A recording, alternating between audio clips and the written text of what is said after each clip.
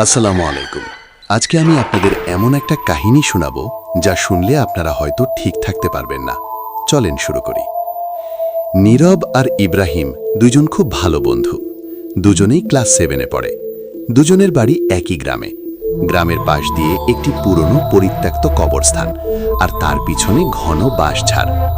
গ্রামের সবাই বলে সন্ধ্যার পর ওদিকে না যেতে, কারণ ওখানে নাকি একটা পথচারী চলে, কিন্তু তার পা মাটিতে পড়ে না। একদিন রাতে মোবাইল দিয়ে ভিডিও বানাবে বলে দুজন ঠিক করলো কবরস্থান পাশের রাস্তা দিয়ে যাবে। ভয় দেখিয়ে ভিডিও দিলে নাকি ইউটিউবে ভিউ বেশি আসবে, এই ছিল তাদের পরিকল্পনা। রাত তখন প্রায় 11টা। চারদিকে নিস্তব্ধতা, শুধু দূরে শেয়ালের ডাক। নীরব বলল, ভয় পাস না, সব ফালতু কথা। ইব্রাহিম ধীরে বলল, চুপ, একটু শব্দ শুনছিস? বাঁশঝাড়ের দিক থেকে ফিস ফিস শব্দ আসছিল, যেন কেউ খুব আস্তে হাসছে। মোবাইলের টর্চ অন করতেই বাতাস কেমন যেন ঠান্ডা হয়ে গেল। নীরবের হাত কাঁপতে লাগলো। তারা বুঝল এই ঠান্ডা বাতাস স্বাভাবিক না, বরফের মতো ঠান্ডা। হঠাৎ সামনে রাস্তার উপর একটা মানুষ দাঁড়িয়ে থাকা দেখা গেল। সাদা কাপড়, মুখ দেখা যায় না, কিন্তু সবচেয়ে ভয়ঙ্কর ছিল তার ছায়া ছিল না।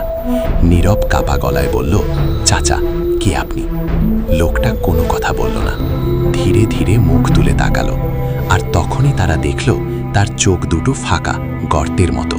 ভেতরে কোনো চোখ নেই, শুধু কালো শূন্যতা। ইব্রাহিম চিৎকার করে দৌড়াতে যাবে, ঠিক তখনই তারা দুজন পরিষ্কার শুনল, থামো, আমার কবরটা কেড়ে নেওয়া হয়েছে। আমাকে কেউ দেখতে পায় না, শুধু তোমরা পারো। তারপর মানুষটা মাটির ওপর না হেঁটে আকাশে একটু ভেসে তাদের দিকে এগোতে লাগলো। পায়ের শব্দ নেই, কিন্তু বাঁশঝাড় কাঁপছে, পাতার আওয়াজ হচ্ছে। মোবাইলের টর্চ নিজে নিজেই নিভে গেল। চারপাশ অন্ধকার। হঠাৎ ইব্রাহিমের কানে গরম নিঃশ্বাস লাগলো। কেউ খুব কাছে এসে ফিসফিস করে বলল, আমাকে বাসায় নিয়ে চলো। হাত দিয়ে যখন ধরল, তখন অনুভব করলো মানুষের হাত না, বরফ ঠান্ডা, ভেজা, আর আঙুলগুলো লম্বা, নখগুলো কাটার মতো। ওরা দৌড়াতে লাগলো। দৌড়াতে দৌড়াতে শুধু একটা শব্দ শুনতে পাচ্ছিল, পিছন থেকে কারো হাসি, কিন্তু সে দৌড়াচ্ছে না, ভেসে ভেসে তাদের সাথে সাথে আছে। গ্রামের কাছাকাছি এসে নীরব সাহস করে একবার পিছনে তাকালো। লোকটা খুব কাছেই ছিল, কিন্তু এবার মুখ দেখা যাচ্ছে স্পষ্ট, গলা কাটা আর জিহ্বাটা বুকের উপর ঝুলে আছে। সে ফিসফিস করে বলল, আমার লাশ নদীতে ভেসে গেছে, আমার জানাজা হয়নি, আমাকে ডেকে নাও। তারপর হঠাৎ করে সবকিছু অন্ধকার। পরদিন সকালে নীরব আর ইব্রাহিমকে পাওয়া গেল কবরস্থানের পাশের রাস্তার ধারে অচেতন অবস্থায়। ওদের কেউই বলতে পারে না সেই রাতে ঠিক কি দেখেছিল, কিন্তু একটি জিনিস আজও ঘটে। যেই রাত 11টার পর ওই রাস্তা দিয়ে যায়, মাঝপথে কানে ফিসফিস শোনে, আমাকে বাসায় নিয়ে চলো।